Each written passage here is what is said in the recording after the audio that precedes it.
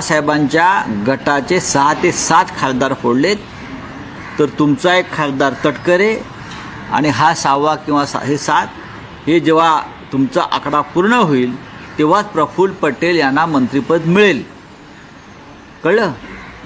त्याचा महाराष्ट्राला काही उपयोग नाही आहे, देशाला काहीच उपयोग नाही आहे, किंवा अजित पवारांना उपयोग नसेल.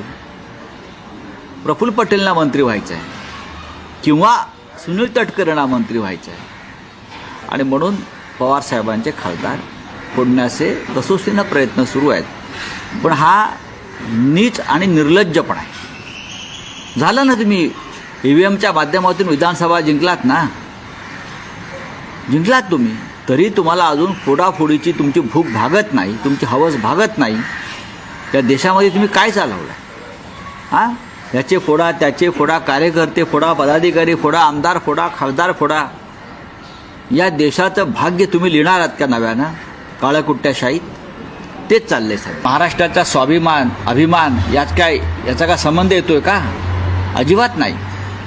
आमच्या आमदार आणि खासदारांना फोडण्याचे जरी प्रयत्न झाले किंवा माननीय शरद पवार साहेबांच्या खासदारांना आमदारांना फोडण्याचे प्रयत्न झाले किंवा होत आहेत असं म्हणूया, ह्याच्यामध्ये मुखवटा कोणाचा गळून पडतो आहे? देवेंद्र फडणवीस, नरेंद्र मोदी आणि अमित शहांचा.